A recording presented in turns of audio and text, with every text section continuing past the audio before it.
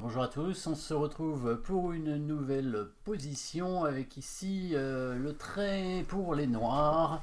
Et qu'est-ce qu'on peut dire de la protection des rois déjà avec le roi blanc. Ouais, il est bien protégé parce qu'il y a des pions devant, mais il y a les pièces noires qui sont dans sa direction, hein, comme la dame par exemple sur la colonne semi-ouverte à côté, la tour sur la colonne ouverte, le fou sur la grande diagonale, même s'il y a un fou au milieu, et l'autre fou avec les tours en liaison. Et ça c'est très important évidemment en présence d'une colonne ouverte, les tours en liaison. C'est ce qui fait souvent la différence, hein. On voit que les tours blanches ne sont pas en liaison ici. Il y a le fou qui n'a pas bougé au milieu. Le roi noir a l'air assez tranquille pour l'instant. Bon, il y a un pion attaqué, mais ça c'est pas très grave étant donné que c'est que le fou qui peut prendre. Le roi pourrait bouger tout simplement. La huitième rangée n'est donc pas affaiblie puisqu'il y a les deux tours, contrairement donc au blanc qui ont qu'une seule tour. Alors au niveau du matériel, dame, deux tours, deux fous donc de chaque côté, avec 5 pions pour les noirs, 6 pions pour les blancs, un pion d'avance pour les blancs, mais c'est au noir de jouer. Et on a bien compris que la position des pièces était meilleure, même si bon, le fou de case noire des noirs semble un peu bloqué, puisque il y a quand même des pions qui gênent, hein, comme le pion C5, et puis la structure de pions sur l'aile roi est assez solide, en tout cas sur case noire, mais ce n'est pas le cas évidemment des cases blanches. Et bien sûr, vous avez peut-être déjà trouvé un bon coup dans cette position. En tout cas, on va regarder les coups forcés, évidemment. Donc un échec dans cette position, un seul, hein. Dame prend pion, échec. Bon là, ça va s'arrêter là, hein. On va pas aller plus loin puisque la dame va être prise et puis il n'y a rien derrière, bien entendu. Est-ce qu'il y a une menace de mat? Oui, il y a une menace de mat. Et c'est comme ça qu'on peut trouver la solution, évidemment, en regardant les coups forcés. Donc, du plus forcé jusqu'au moins forcé, c'est-à-dire l'échec, et ensuite la menace de mat, et éventuellement, s'il n'y a pas de menace de mat, l'attaque de la dame.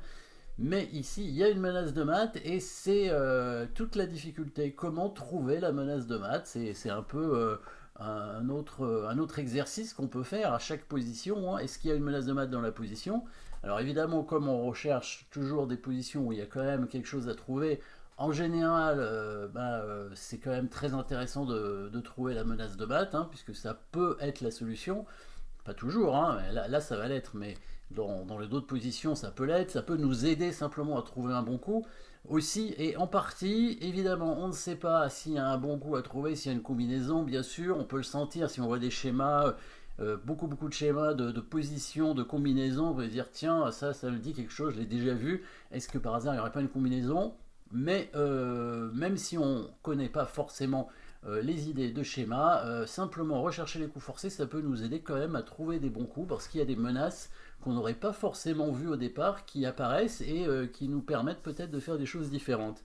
Donc là, vous avez peut-être vu la menace de mat en un coup qu'on peut créer, la seule et unique menace de mat en un coup pour les noirs, enfin je crois, hein, en tout cas c'est pratiquement sûr, parce que le roi blanc pour l'instant a une case en G2, et puis la première rangée est pour l'instant contrôlée par la tour. Donc la seule façon évidemment de faire mat, ce sera certainement de prendre cette tour, avec en plus soit la tour soit la dame, pour pouvoir évidemment faire échec, et en même temps contrôler la case en G2. Et qui peut défendre la case en G2? Il n'y a que le fou qui peut contrôler la case en G2.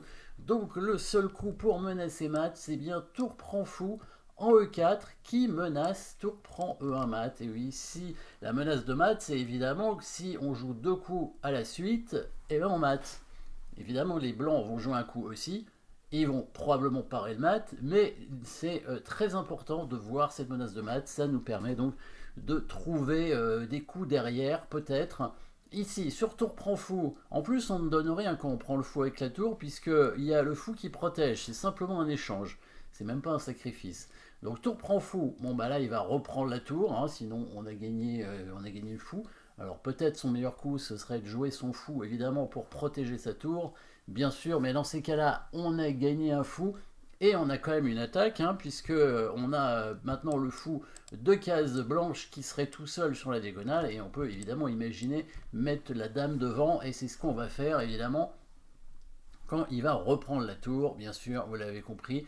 Quand il reprend la tour, on va bien mettre la dame sur la diagonale du fou, tout simplement pour faire une batterie fou-dame, et la tour est perdue, parce que si elle bouge, c'est mat derrière. C'est tout simple en fait, hein. Là c'est pas très compliqué, mais l'idée c'est vraiment de trouver le bon coup forcé et la seule menace de mat existante dans la position. Tour prend fou, il faut s'habituer à le faire, hein, surtout en position d'attaque évidemment comme ça. Cherchez les menaces de mat si vous n'avez pas d'échec évidemment, hein, intéressant.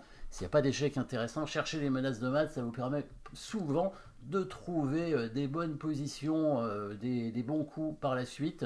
S'il y a un schéma de mat qu'on n'a pas tout à fait remarqué au départ, en voilà un. Voilà, tour prend E4, menaçant, tour prend E1 mat.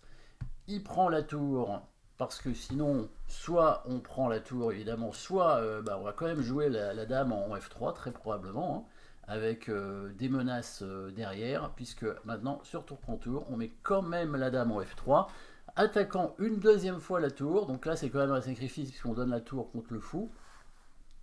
Mais la tour ici est récupérée, parce que s'il bouge sa tour, bien sûr, il est mat directement, et il ne peut pas la protéger du fait qu'il n'ait pas ses tours en liaison. Voilà. Si jamais il y avait les tours en liaison, il pourrait bien sûr protéger la tour avec la deuxième tour, et la partie continue. Il n'y aurait pas de mat immédiat, hein, et les blancs, même s'ils vont reperdre leur qualité, ils pourront peut-être simplement contrer l'attaque en échangeant les dames et essayeraient. Mais là, il y a le fou devant. Donc là, les blancs ne peuvent pas défendre la tour. Ils vont la perdre.